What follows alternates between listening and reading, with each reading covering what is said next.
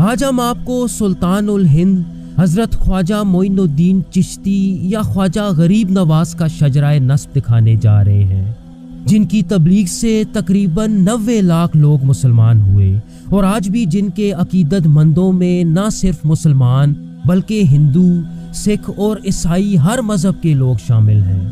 تو اس ویڈیو میں ہم دیکھیں گے کہ خواجہ صاحب کا شجرہ حضرت علی کے دونوں بیٹوں امام حسن اور امام حسین سے کیسے چلتا ہے، ان کے شجرے میں اہل بیت کے کتنے امام تھے، اور شیخ عبد القادر جیلانی سے آپ کا کیا تعلق تھا۔ ویورز، ہم وضاحت کرنے کے لیے مختلف قسم کے چارٹس کا استعمال کریں گے، اور ہم پوری کوشش کریں گے کہ آپ کے سامنے ایک جامع شجرہ رکھا جائے۔ میں ہوں احتشام ارشد اور آپ دیکھ رہے ہیں دی انفوٹینمنٹ چینل۔ خواجہ غریب نواز کا اصل نام حسن تھا۔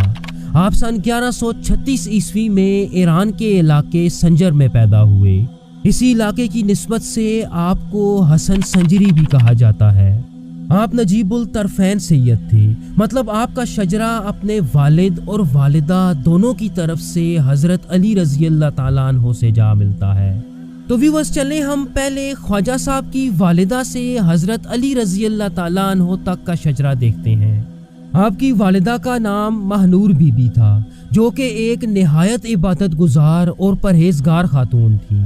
وہ بیان کرتی ہیں کہ جب حسن یعنی خواجہ صاحب کی ولادت کا سلسلہ تھا تو میں ان کی تسبیح کرنے کی آواز سنا کرتی۔ مہنور بی بی کے والد سید داؤد تھے، جو ابو صالح موسیٰ جنگی دوست کے سگے بھائی تھے، جن کے بیٹے شیخ عبد القادر جیلانی تھے، یعنی خواجہ صاحب کی والدہ شیخ عبد القادر جیلانی کی چچا زاد بہن تھی، اور شیخ عبد القادر جیلانی رشتے میں خواجہ صاحب کے ماموں تھے، تو یوں ان کی آپس میں رشتہ داری اور قرابت داری بھی تھی۔ سید داؤد کے والد سید عبداللہ الجیلی تھے، جو عراق کے ایک علاقے الجیل میں پیدا ہوئے۔ اسی علاقے کی نسبت سے ان کا نام الجیلی رکھا گیا، جو شیخ عبد القادر جیلانی کے دادا اور خواجہ صاحب کے پڑنانا تھے۔ سید عبداللہ الجیلی کے والد سید یحییٰ الزاہد تھے۔ ان کے بارے میں یہ مشہور ہے کہ انہوں نے اپنے خاندان میں پہلی دفعہ حجاز کا علاقہ چھوڑنے کا ارادہ کیا، چونکہ ان دنوں عباسی حکمرانوں کے اہل بیت سے تعلقات زیادہ اچھے نہ تھے، تو آپ اپنے خاندان کے ساتھ اپنے آبائی علاقے سے ہجرت کر کے عراق کے علاقے مادین میں آ گئے۔ سید یحییٰ کے والد سید محمد المدنی اور ان کے والد سید داؤد تھے۔ حضرت داؤد نے اپنے 9 بھائیوں اور جانشینوں کے ساتھ مل کے عباسی سلطنت سے حجاز کا پورا علاقہ آزاد کرا لیا، اور یہاں اپنی خود مختار ہاشمی سلطنت کی بنیاد رکھ دی۔ حضرت داؤد کے والد حضرت موسیٰ ابن عبداللہ تھے۔ آپ سن 835 عیسوی میں مدینہ میں پیدا ہوئے، اور جوانی کی عمر میں پہنچ کے اپنے والد حضرت عبداللہ الرضا سے بیعت اور خلافت حاصل کی، اور عباسیوں کے خلاف ہر محاذ پہ اپنے بیٹوں کے ساتھ پیش رہے۔ ان کے والد عبداللہ الرضا موجودہ عراق کے شہر بصرہ میں اس وقت پیدا ہوئے کہ جب ان کے والد عباسیوں سے بچ کے اسی شہر میں روح پوش تھے۔ چنانچہ اس شہر میں پیدا ہونے کی نسبت سے آپ کو عبداللہ بصری کے نام سے بھی جانا جاتا ہے۔ ان کے والد حضرت موسیٰ الجون ایک لکھاری اور بہت اعلیٰ پائے کے شاعر تھے۔ ان کا رنگ سیاہ ہونے کی وجہ سے ان کی والدہ نے انہیں الجون کا لقب دیا۔ آپ عباسی حکمرانوں کے ظلم و جبر کی وجہ سے پوری زندگی مدینہ میں روح پوش رہے، لیکن خلیفہ المنصور کے دور میں وہ قید ہو گئے، اور اسی قید میں ان کی وفات ہوئی۔ حضرت موسیٰ الجون کے والد حضرت عبداللہ کامل تھے۔ ان کی سب سے خاص بات یہ ہے کہ ان کے مختلف بیٹوں کی نسل سے دنیا کے کئی خاندان اور ریاستیں وجود میں آئیں، جیسا کہ حضرت ادریس کی نسل سے اردن کا شاہی خاندان، محمد کی نسل سے مروکو کے ادریسی، سلیمان کی نسل سے مغرب کے سلیمانی، اور جعفر کی نسل سے تیونیسیا کے شریف تعلق رکھتے ہیں۔ آپ حدیث کے ایک بہت بڑے راوی اور قبیلہ بنو ہاشم کے سردار تھے۔ عباسی خلیفہ المنصور نے جب لوگوں میں آپ کا اثر و رسوخ دیکھا تو آپ کو قید کر لیا، اور سن 762 میں عراق کے ہاشمی جیل میں قید کے دوران آپ کا انتقال ہوا۔ عبداللہ الکامل کے والد حضرت حسن المثنیٰ تھے۔ آپ کی پیدائش سن 661 میں مدینہ میں ہوئی۔ ویورز، یہ وہی سال تھا کہ جب آپ کے دادا شیر خدا حضرت علی رضی اللہ تعالیٰ عنہ کو شہید کیا گیا۔ ان کے بارے میں آتا ہے کہ یہ کربلا کی جنگ میں اپنے چاچا امام حسین کے شانہ بشانہ لڑے، لیکن پھر بعد میں انہیں قید کر لیا گیا۔ ویورز، کہا جاتا ہے کہ حضرت حسن المثنیٰ کی بہت سی اولادیں تھیں اور حضرت امام حسن کی اولاد ان سے اور ان کے ایک بھائی حضرت زید سے چلتی ہے۔ مطلب آج پوری دنیا میں بسنے والے تمام حسنی سید انہی دونوں بھائیوں کی نسل سے ہیں۔ حضرت حسن المثنیٰ کے والد امام حسن ابن علی رضی اللہ تعالیٰ عنہ تھے، جو حضرت علی رضی اللہ تعالیٰ عنہ کے بڑے بیٹے اور نواسۂ رسول تھے۔ آپ نے اپنی جوانی میں مسلمانوں کی بدترین خانہ جنگی دیکھی اور اسے ختم کرنے میں انتہائی اہم کردار ادا کیا۔ حضرت علی کی شہادت کے بعد مسلمانوں کا انہیں خلیفہ منتخب کرنے کے باوجود وہ حکومت سے دستبردار ہو گئے اور اس خانہ جنگی کو ختم کرتے ہوئے حکومت بنو امیہ کے حوالے کر دی۔ کہا جاتا ہے کہ انہیں ان کی بیوی یا کسی غلام نے زہر دیا تھا۔ حضرت حسن کا نسب اپنے والد حضرت علی اور والدہ حضرت فاطمہ سے ہوتے ہوئے حضرت محمد صلی اللہ علیہ وآلہ وسلم سے جا ملتا ہے۔ تو چلیں اب ہم امام علی کے دوسرے بیٹے امام حسین سے خواجہ صاحب کے والد تک کا شجرہ دیکھتے ہیں۔ ویورز، حضرت حسن کی شہادت کے بعد حضرت حسین بھی حسن معاویہ معاہدے کی پاسداری کرتے رہے۔ اس معاہدے کی ایک شک یہ بھی تھی کہ حضرت معاویہ کے بعد مسلمانوں کے مشترکہ فیصلے سے اگلا حکمران منتخب کیا جائے گا، لیکن حالات اس وقت زیادہ خراب ہونے لگے کہ جب حضرت معاویہ نے اپنے بیٹے یزید کو اپنا جانشین نامزد کر دیا اور سن 680 عیسوی میں یزید نے تخت پہ بیٹھتے ہی حضرت حسین رضی اللہ تعالیٰ عنہ سے بیعت کا مطالبہ کیا، جس کا آپ رضی اللہ تعالیٰ عنہ نے صاف انکار کر دیا۔ اس کے نتیجے میں کوفہ جاتے ہوئے حضرت امام حسین اور ان کے خاندان کے 72 افراد کو بے دردی سے شہید کر دیا گیا۔ اور ویورز، ان 72 افراد پہ حملہ آور ہونے والی فوج کی تعداد کچھ مورخ 4000 جبکہ کچھ دوسرے 30,000 سے زائد بتاتے ہیں۔ اگر آپ کی اولاد کی بات کی جائے تو آپ کے 2 بیٹے حضرت علی اکبر اور حضرت علی اصغر کربلا میں شہید ہو گئے، جن میں حضرت علی اصغر ایک نو مولود بچے تھے۔ ان کے تیسرے بیٹے حضرت زین العابدین بھی کربلا میں موجود تھے، لیکن بیمار ہونے کی وجہ سے آپ کو جنگ کی اجازت نہ ملی۔ جنگ کے بعد اموی کمانڈر شمر انہیں بھی قتل کر دینا چاہتا تھا، لیکن فوج کے کچھ اونچے عہدیداروں کے مشورے سے ان کی جان بخش دی گئی۔ آپ کربلا میں بچ جانے والے واحد حسینی سید تھے اور آپ سے ہی دنیا کے تمام حسینی سیدوں کی نسل چلتی ہے۔ جہاں تک آپ کی اولاد کی بات ہے تو آپ کے بیٹے حضرت زید نے امویوں کے خلاف بغاوت کر دی، لیکن اموی اس وقت اتنے طاقتور ہو چکے تھے کہ حضرت زید اس بغاوت میں ناکام رہے۔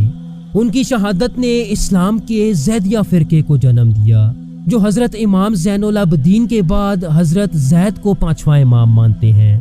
جہاں تک خواجہ غریب نواز کی بات ہے تو ان کا شجرہ 12 امامی شاخ یعنی حضرت زین العابدین کے بڑے بیٹے امام محمد الباقر سے چلتا ہے۔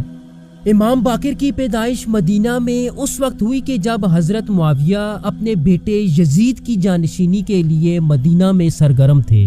کربلا کی جنگ میں ان کی عمر محض 6 سال تھی اور اس چھوٹی سی عمر میں انہوں نے اپنے خاندان کے بیشتر افراد کو کٹتے دیکھا۔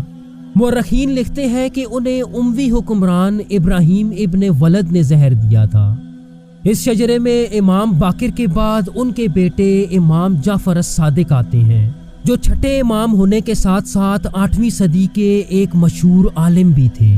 انہیں سنیوں اور شیعہ دونوں مکتب فکر میں بہت اونچا مقام حاصل ہے۔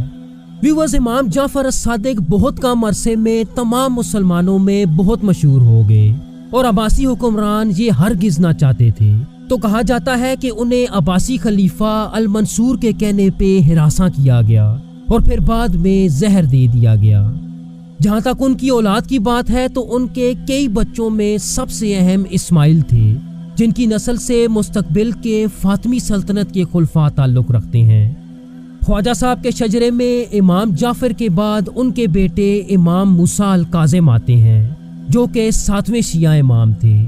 व्यूअर्स, इमाम मूसा बहुत ज़्यादा कुव्वत बर्दाश्त और गुस्सा पी जाने वाली शख्सियत थे। इसी वजह से आपका लक़ब काज़िम यानी गुस्सा पी जाने वाला पड़ गया। आप सन 745 ईस्वी में मदीना में पैदा हुए और अपनी ज़िंदगी में 4 अब्बासी खुलफा का दौर देखा, जिनमें अल मंसूर, अल हादी, अल महदी और हारून अर रशीद शामिल हैं। इन खुलफा की तरफ से उन्हें वक्तन फ़वक्तन कैद में डाल दिया जाता और कई दफ़ा हिरासा भी किया गया। चुनाचे सन 799 में खलीफा हारून अर रशीद के दौर में उन्हें बगदाद के एक जेल में जहर दे दिया गया।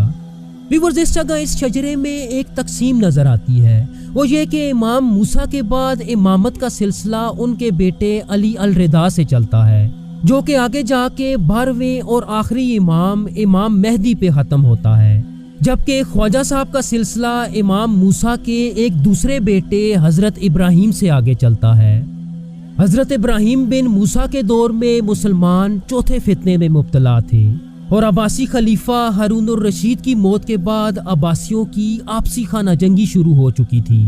इस खाना जंगी का फ़ायदा उठाते हुए हज़रत इब्राहीम ने यमन में अब्बासियों के खिलाफ बगावत कर दी और फिर बाद में मक्का का कंट्रोल भी संभाल लिया। चुनाचे अगले खलीफा अल मामून ने उनसे जंग करने की बजाय उन्हें मक्का का गवर्नर तस्लीम कर लिया। व्यूअर्स, ख्वाजा साहब के अलावा इनकी नस्ल से दुनिया के बेशतर औलिया आए, जिनका जिक्र हम अपनी आने वाली वीडियोस में करेंगे। इनके बाद सैयद अब्दुल अजीज़, सैयद नजमुद्दीन, सैयद अहमद और सैयद कमालुद्दीन आते हैं, जिनके बारे में तारीख में कुछ ज़्यादा नहीं मिलता। चुनाचे हम ख्वाजा साहब के वालिद ख्वाजा गियासुद्दीन हसन पे आते हैं। इन्होंने अपनी ज़िंदगी का ज़्यादातर वक्त खुरासान में गुजारा। आप अपने वक्त के एक मशहूर तरीन आलिम दीन और वलीउल्लाह थे, जिनका शुमार अल्लाह के नेक और बरगजीदा बंदों में होता था। यही वजह थी कि ख्वाजा साहब ने अपनी इब्तदाई तालीम घर पे अपने वालिद से ही हासिल की। जब ख्वाजा साहब 15 बरस के हुए तो उनके वालिद और वालिदा दोनों इंतकाल कर गए। उनके वालिद ने विरासत में एक बाग और 5 चक्की छोड़ी। अपने वालिदैन के इंतकाल के बाद ख्वाजा साहब इसी बाग से गुजर बसर किया करते। एक दिन आप अपने बाग में मसरूफ थे तो वहाँ से एक बुजुर्ग का गुजर हुआ, जिनका नाम हज़रत इब्राहीम गंदोजी था। जब ये बुजुर्ग आपके बाग में आए तो आपने उनकी बहुत ताज़ीम और खिदमत की। ख्वाजा साहब की इस मेहमान नवाजी से खुश होते हुए उन्होंने रोटी का एक टुकड़ा ख्वाजा साहब को दिया और व्यूअर्स, ये टुकड़ा खाने के बाद उनका दिल दुनियावी मामलात से दीनी मामलात की तरफ बदल गया, जिसके बाद आप सिलसिला चिश्तिया के एक अजीम बुजुर्ग ख्वाजा उस्मान हारूनी के मुरीद हो गए, जिनके साथ आपने तकरीबन 20 साल तक दुनिया के बेशतर ममालिक का सफ़र किया। मौरख लिखते हैं कि जब आप मदीना मुनव्वरा हाजिर हुए तो उन्हें ख्वाब में नबी आखिरुज़्ज़मां हज़रत मोहम्मद सल्लल्लाहु अलैहि वसल्लम का दीदार हुआ और आप सल्लल्लाहु अलैहि वसल्लम ने उन्हें हिंदुस्तान में अपना नुमाइंदा या इल्ची बन जाने का हुक्म दिया। चुनाचे 13वीं सदी ईस्वी के आगाज़ में उन्होंने जनूबी एशिया का रुख किया और यहाँ आके सबसे पहले लाहौर में हज़रत अली हजवेरी या दाता गंज बख्श रहमतुल्लाह अलैह के मज़ार पे हाज़िरी दी, जिसके बाद वो अजमेर की तरफ रवाना हुए। अजमेर के इलाके में आने के बाद उन्होंने यहाँ 2 शादियाँ की। उनकी पहली बीवी सैयद वजीउद्दीन की बेटी उम्मतुल्लाह थी, जबकि आपकी दूसरी बीवी अस्मतुल्लाह एक मकामी हिंदू राजा की बेटी थी। इन 2 बीवियों से आपके 3 बेटे और 1 बेटी पैदा हुई। आपके बेटों में ख्वाजा फ़खरुद्दीन, ख्वाजा हिसामुद्दीन और ख्वाजा ज़ियाउद्दीन शामिल हैं, जबकि आपकी बेटी बीबी जमाल थी। व्यूअर्स, मौरख लिखते हैं कि ख्वाजा साहब का मकामी आबादी के साथ ऐसा रवैया था कि कमो बेश 90 लाख इंसान आपके हाथ पे इस्लाम लाए। यहाँ तक कि एक अंग्रेज गवर्नर जो कि ब्रिटिश राज में भारत में तैनात था, उसने लिखा कि हिंदुस्तान में बज़ाहिर तौर पे तो हुकूमत हमारी थी, लेकिन यहाँ असल हुकूमत एक कब्र की है। व्यूअर्स, इस कब्र से मुराद ख्वाजा साहब का मज़ार था, जहाँ हर वक्त हर मजहब के लोग मौजूद होते हैं। आपका विसाल सन 1236 में मौजूदा भारत में अजमेर के इलाके में हुआ جہاں آج بھی ان کا مزار موجود ہے۔